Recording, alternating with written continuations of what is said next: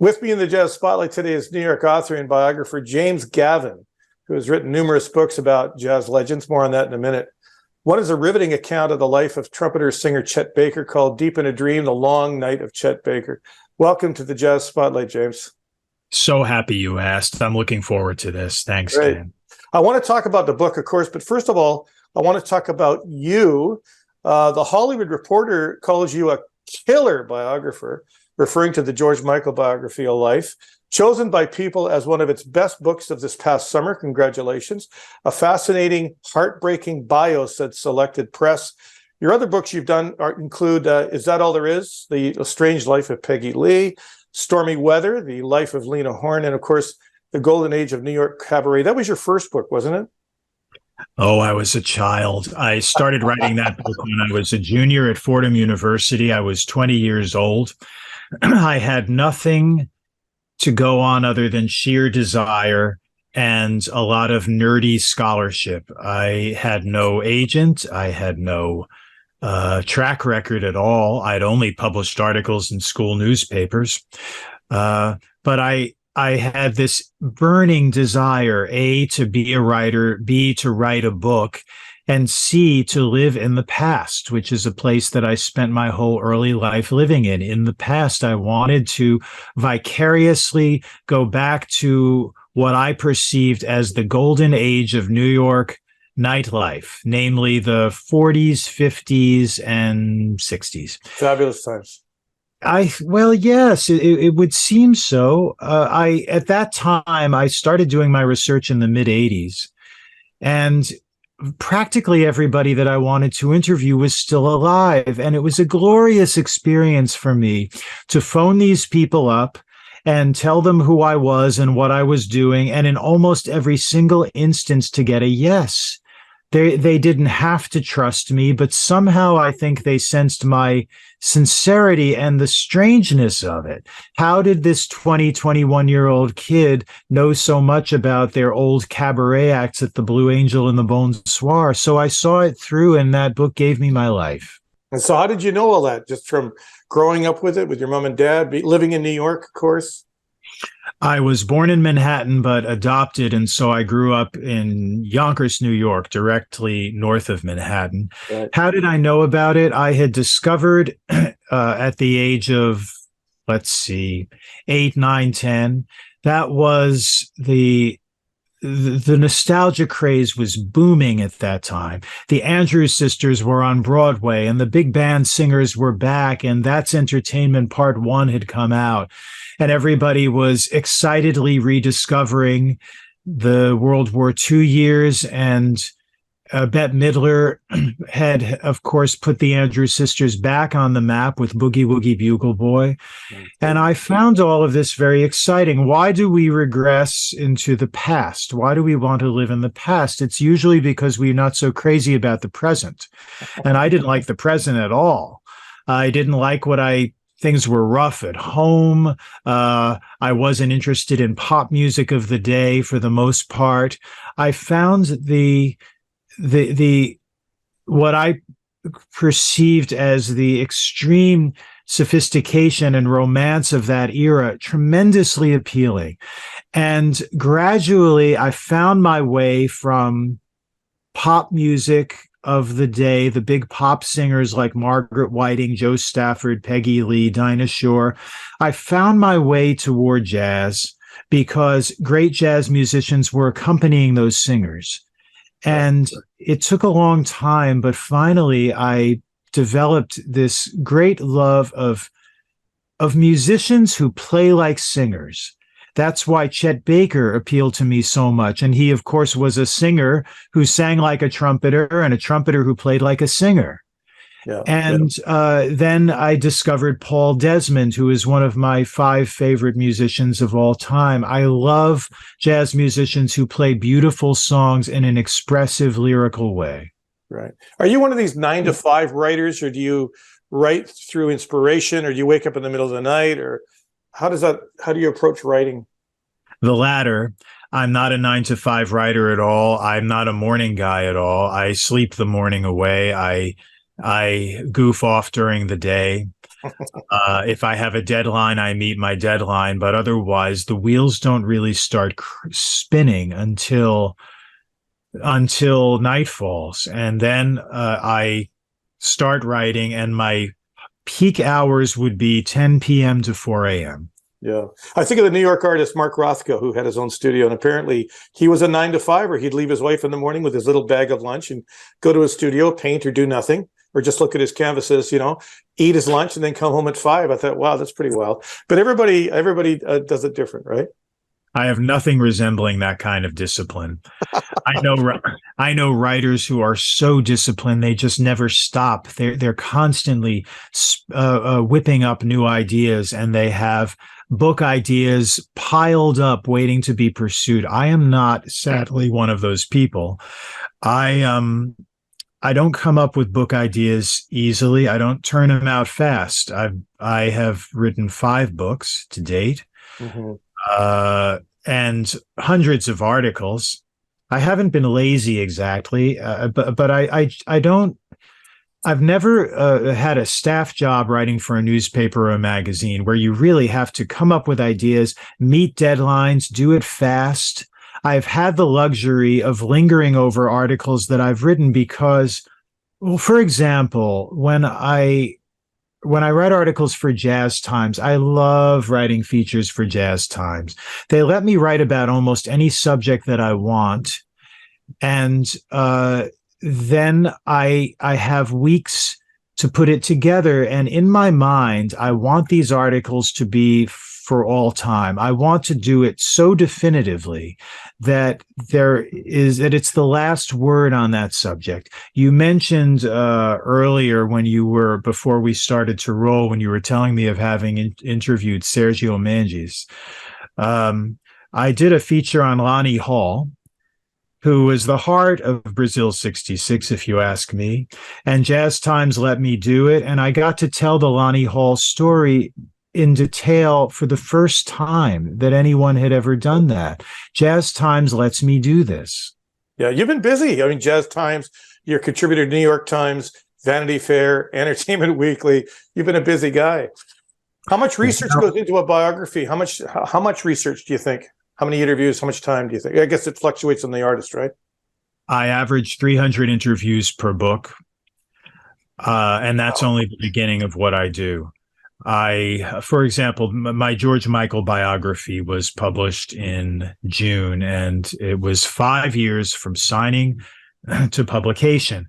And in that time, apart from all the interviews I did, I also gathered well over 2,000 articles about George, and I had to assimilate every one of those articles. I found every piece of recorded matter that I could possibly find. I am an obsessive researcher. Writing for me is hell. Research is a joy. I love interviewing people. I love sitting in front of terminals at the library, and I love flipping through folders of old crumbling yellow articles. I could just do that forever. It's when I have to then write the damn thing that I start to sweat. Is that the most difficult part of writing a biography? The act of writing? Yeah, actually getting. Hell yes. Writing for me, it's hard, man. Because every time I sit down to write anything, I do it with the feeling that I'm not sure that I'm going to be able to pull this off. Mm-hmm. And I agonize over every sentence. Here, I'll give you an example. My first audiobook was for my George Michael book. And the reader of the George Michael audiobook is not me. It's a professional audiobook actor reader. And when I was first told that somebody else would be doing it, but that I could audition for my own audiobook if I wanted to, I thought, well, gee, I wrote this. Of course it should be me.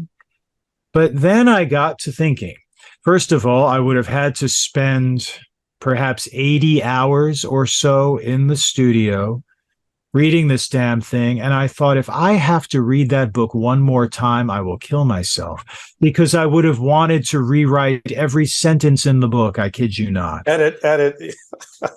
I can rewrite forever, and if I had my druthers, I would still be poring over that George Michael manuscript trying to make it better, but then the book never gets published. Yeah. Let's talk about the Chet Baker book, Deep in a Dream, The Long Night of Chet Baker. Years after his death, Chet Baker is still remembered and remains popular today. Why do you think his legacy has endured? Oh, that's, excuse me, a great question. Chet Baker had sex appeal, mystique, and tragedy. He had seduction. He had allure. There are many great musicians of Chet's era, superior trumpet players from a technical standpoint, who do not have that same mystique and who have not endured. Ones that musicians commonly regarded as among the greatest trumpet players of all times. Why do we remember Chet? It's because Chet has, first of all, tragedy sells, and Chet's life, with all his years of heroin addiction and his imprisonment and his mad Kerouacian on the road existence, right, and the fact that Chet flouted every rule of life. He didn't pay his taxes. He didn't have a home. He had a family that he didn't much attend to. It's a total fantasy to look upon that life. And then he gets up on stage and blows heartbreaking notes out of his trumpet and spoke very slowly and in a way that, with a lot of space. Chet Baker's music is renowned for its spaciousness. And in those spaces is mystery. There are question marks floating all around Chet Baker. And this aspect of him, besides the sheer beautiful sound that he made, and the fact that his music clearly touches the heart, like very few trumpet players ever that I know, Chet Baker makes us feel things. And I have sat in many a restaurant over the years, and I have watched the early Chet Baker vocal recordings that suddenly come over the sound system. I have watched people stop speaking and just look into space, because oftentimes they don't quite know what they're hearing. Yeah. There's something strange about it and very, very compelling. So that's a very long-winded answer to your question of why people still care about him so much. Well, I listened to him last night, and his theme apparently was "My Funny Valentine." Heard that last night. Guy was a great singer. I mean, when I hear today's crooners, i.e., Michael Bublé, Harry Connick Jr., it's a throwback to him and like Frank in his 40s. It truly is. The guy had a great voice. Not to mention his talent in trumpet, right? I mean, all the tunes I listened to last night, you're right. I sat there the same way going, wow, timeless. He, as a singer, in the first vocal recordings that he did were made in 1953, 54, and 55. And at that time, Chet was a sweet, timid sounding singer. This was new for him. He clung to the melody. He did the improvising on his trumpet. And there's a wonderful boyish quality to him at that time, as well as a certain sexual ambiguity that's also interesting. But as time went on and Chet became more confident as a singer, he began to sing more the way he played and introduce his trumpet style into his singing. And when he scatted in later years, and one of the reasons that he scatted is that sometimes after he had gotten his set of false choppers, he didn't have the instrumental stamina that he had, so he would scat when he needed a break, and he was able to scat exactly what he would have played on the trumpet, and that is what scat singing is all about. I hate most scat singing. I find most of it unlistenable and pointless, and I don't think that most people who attempt it understand that you have to have instrumental chops in order to scat properly. And if what you if what you sing is not good enough to have been played by Zoot Sims or Lee Konitz or Paul Desmond, then I don't see the point to it. I remember in your book, you talked about his friend knocking his tooth out by accident with a rock, and then he learned to play without that tooth. And then when he got the replacement, he would more often than not take it out to play. He just learned to do it. Fascinating. Everything about Chet Baker. This is true of legends in general. People don't become legends just because of their body of work. They become legendary because every episode in their life seems mythic. And when Chet Baker lost that tooth as a front tooth as a lad, he hid it by eventually he got a fake tooth that he would put in on occasion, but he would hide it by not smiling. Right. And that is part of that became part of, again, the whole Chet Baker mystique, because this guy only let out a little bit of a half smile, and it fit the rest of his emerging persona so well. You refer to it as the Mona Lisa smile, which I liked. I totally get it. Yeah. Yes, exactly. So we can sit here and name great, legendary, musically speaking, legendary jazz instrumentalists forever, but very few of them have this marvelously mysterious persona that Chet Baker, not intentionally, I don't think that he created any of it intentionally. It just fell together. Yeah. Astonishing. So your prologue, I mean, it's just pain and glory. The scene of you wrote about the day of his funeral with everybody there, the family, the ex-wife, the wife, the kids, and then the people that absolutely adored him as well, all the musicians that were there. His girlfriend for 10 years referred to him as her Picasso. The Japanese musician, I've forgotten his name, he referred to him as, a Buddha. I mean, these people looked up to him, right? And yet he put himself on this path of self-destruction. You even mentioned that he even had thoughts of suicide later in his life. If I could ask you bluntly, James, I mean, what went wrong with Chet Baker? Wow. That question could be asked of almost any of the people I've written books about. What went wrong?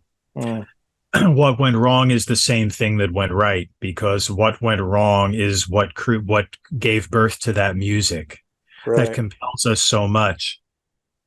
What went right? What went wrong is what eventually tore Chet Baker, like George Michael, down.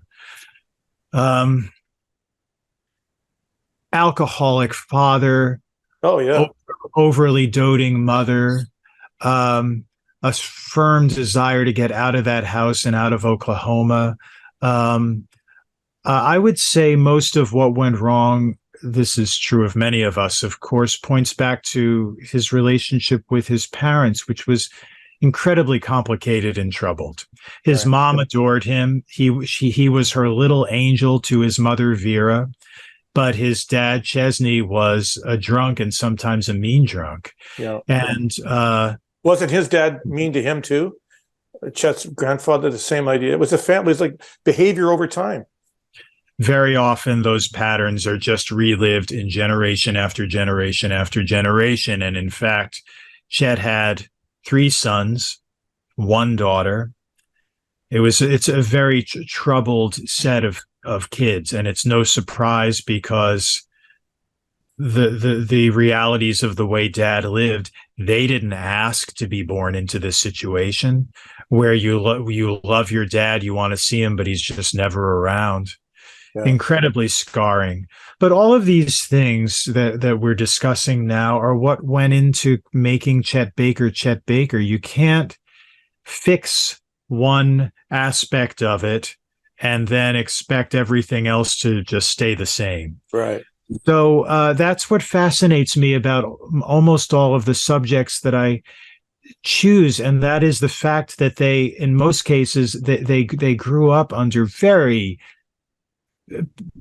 torturous circumstances, and they bore the scars of childhood for their entire life, and those scars are what made them who they were. It's what made their music so compelling. Peggy Lee, who was the subject of my 1, 2, 3, 4th book, Peggy, a lot of girl singers have tried to imitate Peggy Lee over the years. A lot of girl singers have tried to imitate Lena Horne, and God knows a lot of guys have tried to imitate Chet Baker. But it does, all it sounds like is an imitation, because those styles that these people sang in were born out of all of their mishigas. They were born out of every of those aforementioned scars that they carried with them. These styles were not fabrications.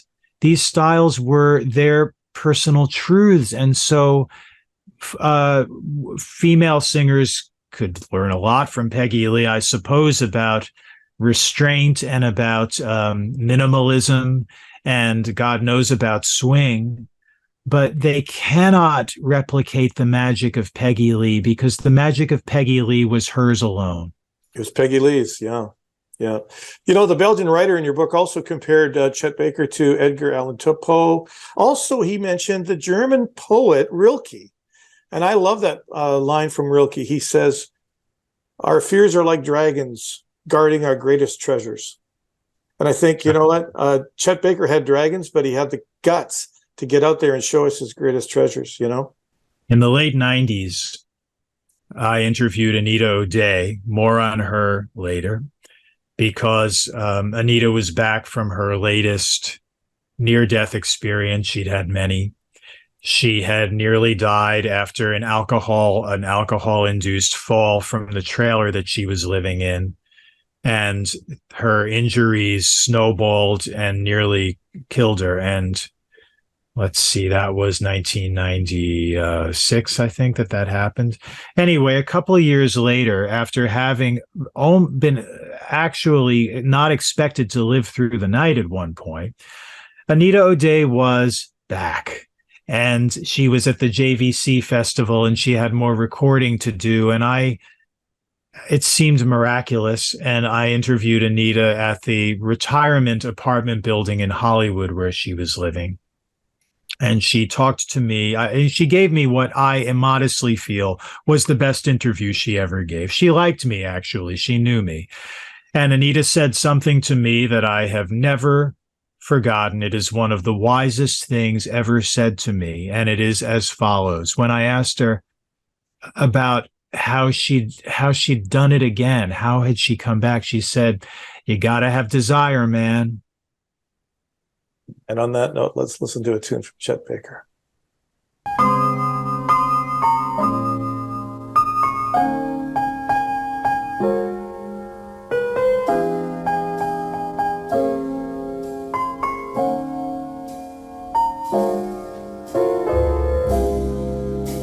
Time after time, I tell myself that I'm so lucky to be loving you.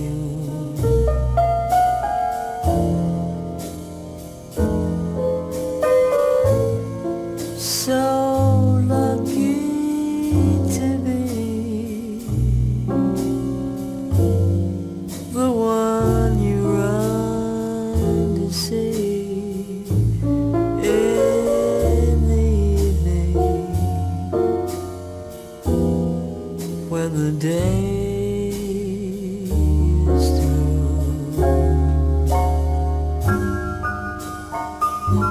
I only know what I know.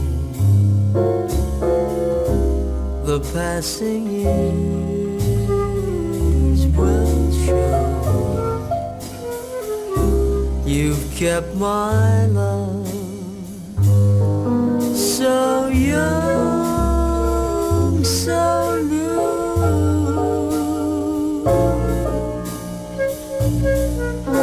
And time after time, you hear me say that I'm so lucky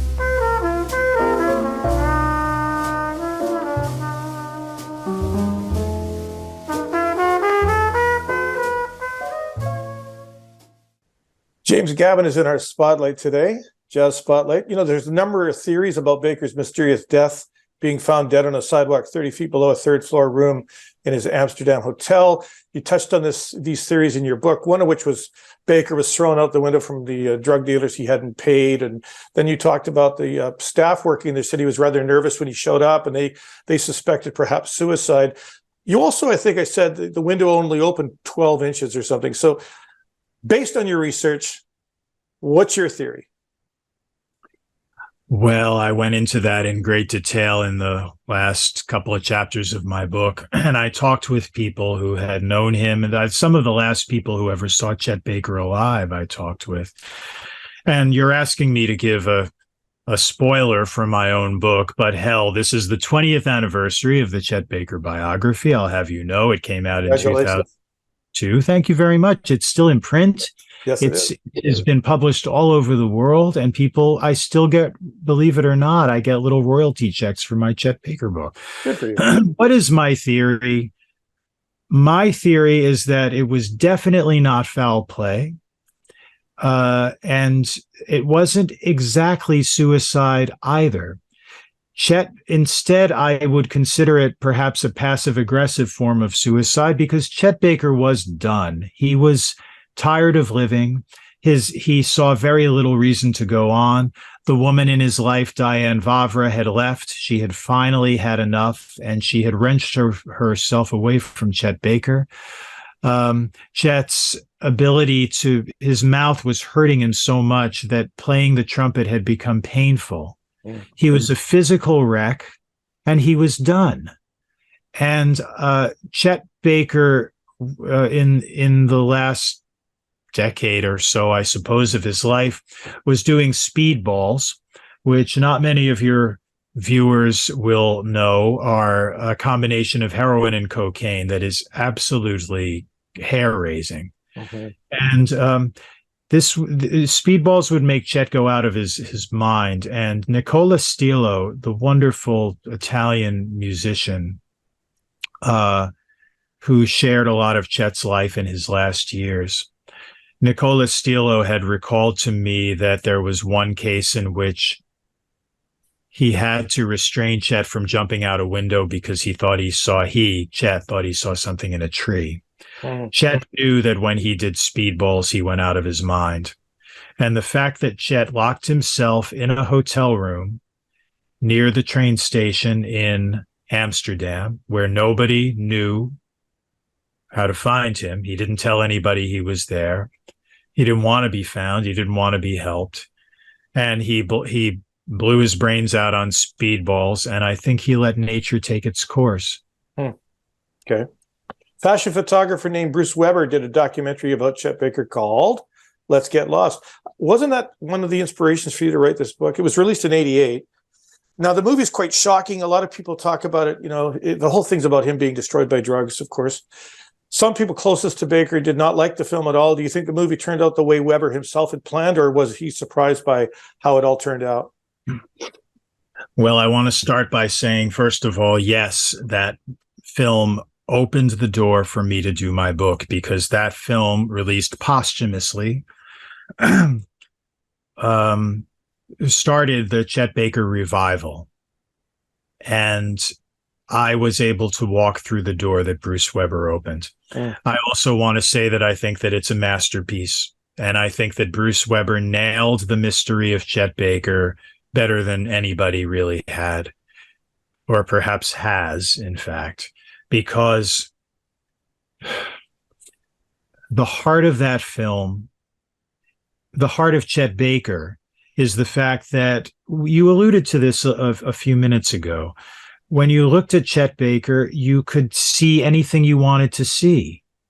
And this drove women crazy because they wanted the Chet Baker that they heard on those Chet Baker Sings vocal recordings. Mm-hmm. They wanted the romance, they wanted the beauty, they wanted the danger. And they wanted it all to be somehow tamed so that they could walk off into the sunset hand in hand with this fantasy. Right.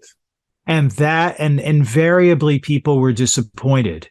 because then they were confronted with the realities of a junkie's life. Mm. And the fact that Chet didn't really have loyalty.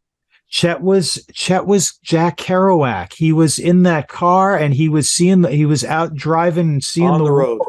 Yeah, yeah. And so Bruce nailed that in his film, because the film is about Bruce starting off with this infatuation with Chet Baker, in which he was totally gaga about the Chet Baker that he saw in those photographs, the Bill Claxton photographs and others, and heard in those early recordings. And then by the end of the film, you have Chet and Bruce talking one-to-one, in which Bruce says, and I'm paraphrasing, but he says, Chet, it's really hard for me to see you like this, strung out, a mess. And Bruce is so naive in a way about, after having spent all this time with Chet Baker, still naive about how this could have ever happened. And then you have Chet, his face hardens, and he said, well, Bruce, you wanted to tell my story, and now you're seeing the truth and you can't deal with it. Mm. Again, paraphrasing. That to me is the heart of the Chet Baker mystique. And that film was, it's legendary, really, because, and it traveled the world, and it got a lot of people, including young people, interested in Chet Baker, but the jazz world was very uncomfortable with that film. It got a lot of scathing reviews from jazz critics who were uncomfortable with the homophobic undertones. I'm sorry, the homoerotic undertones of that film, not homophobic. The homophobia was in the writers who were offended by what they saw in that film, in my opinion. Mm-hmm. And there were complaints that he didn't focus on Chet's music enough, and that it should have been a much more scholarly and formal documentary. But Bruce paid for that film himself. He had a very specific story that he told in that film that was all his own, and that was his right. And so that's obviously, I love that movie. Yeah. And I stepped in when I began doing my book, I stepped inside that film for several years, and I got to know almost everybody who was in that movie. Oh. And I experienced those women and had unforgettable experiences firsthand with those women. And came away from that whole experience with great admiration for what Bruce had achieved. Apart from his incredible visual sense, Bruce somehow intuited what Chet Baker was all about. So here's an idea. Here's a food for thought from you, James, on this. Chet Baker usually stance on stage was to close his eyes and look down. What do you think was running through his mind? Well, let's see. I wouldn't say it was happiness. Yeah. He was oftentimes tired. He was oftentimes strung out, but he was more often stoned, because by that time in his life that you are describing, playing jazz and being high were indistinguishable for Chet Baker. He couldn't go to the places he wanted to go, musically speaking, if he wasn't stoned. Why do people, the age-old question, why are people drawn to getting high? I have to assume that it's because they don't want to deal with reality. They want to go to another place. And so Chet was, I think he was sad. I think he was tired. I think he was high. And I think that he was trying to shut out as much of the outside world as he could. So his head was down and his eyes were closed. Making movies, he did some parts too. Why do you think he didn't stay in the movie business? He was bored with the tedious process of making films. It was not for him at all. He only did it a couple of times, but waiting around on sets, memorizing lines, having the kind of discipline that filmmaking entails was not for Chet at all. So what's next for James Gavin? A couple of things. I referenced Anita O'Day earlier. And I was asked by a British publisher that publishes a jazz series edited by a wonderful musician and author of many, many books, Alan Shipton. Out of the blue, he reached out to me and asked me if I would do a book for their series on Anita O'Day. Cool. Now, this is, for me, catnip. I knew Anita O'Day, and I'm putting "new" in air quotes because she didn't ever seem to remember me from one meeting to the next. Anita lived the life, man, of a junkie, because that was a totally spontaneous, in the moment kind of life, and you store away what you need to store away. Some guy like me who loved her music and showed up at a lot of her New York shows and then visited the dressing room afterwards. She was always very nice to me, but she didn't indicate that she remembered me, nor did it matter at all, because I had the Anita O'Day experience dozens of times. I love her music.